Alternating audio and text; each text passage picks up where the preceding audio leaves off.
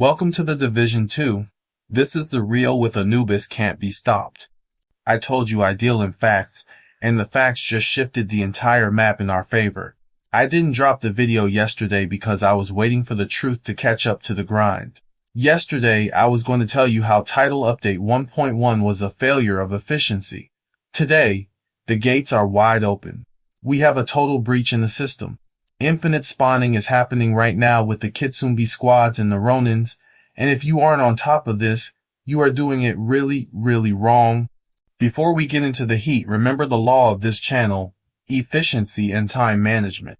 I'm sitting at 12,000 SHD. I've seen every patch and every intended mechanic this game has to offer. Most creators are telling you to enjoy the chaos. I'm telling you to watch the clock. They tried to take your time yesterday with abysmal rates. Today, the system broke and gave it back.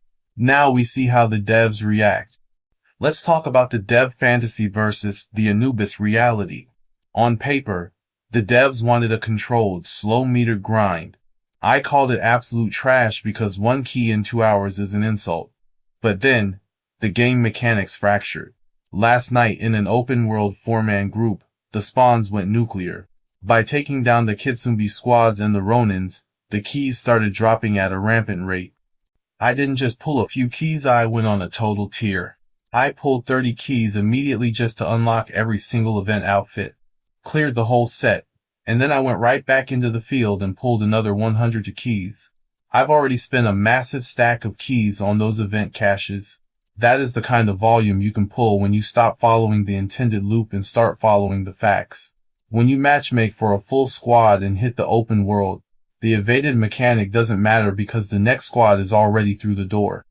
Inside those event caches, I have been pulling absolute heat. We are talking for pieces of prototype gear, 9 to 10 exotics, and the big ones, prototype named weapons.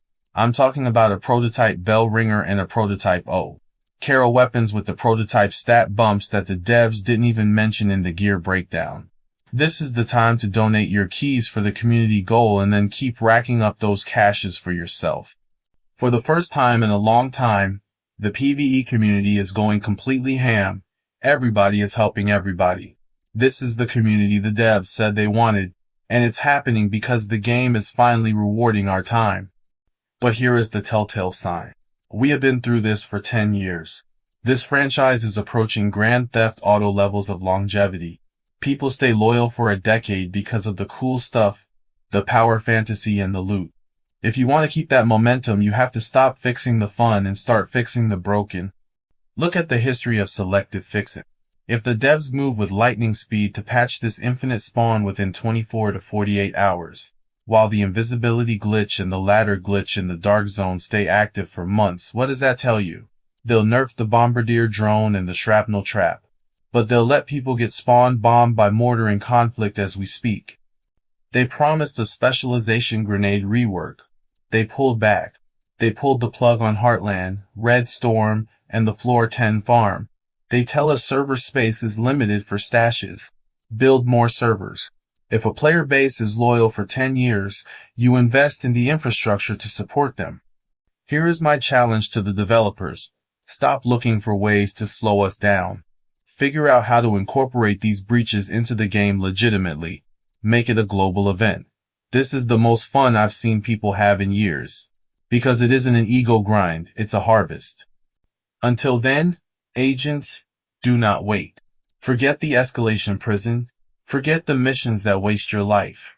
If it isn't Lincoln Memorial or American History Museum, it doesn't exist. The open world is the only mission that matters. Hit those Kitsumbi squads and Ronins, rack up those keys, and dump them into the event caches. Remember the math. That 1.5 skill tier bump on your prototype gear is only for your yellow cores. Use this chaos to perfect your builds while the drops are raining. I'm dropping the deep dive on the elite pieces later this week. Get in there now before the emergency maintenance hits. If they patch this faster than they patch the dark zone glitches, you'll have all the facts you need. You want to do it right. Follow the facts and exploit the breach. You want to do it wrong. Wait for the nerf. If you want to stay ahead of the game and demand better for this 10-year legacy, don't forget to like and subscribe. Stay frosty, agents.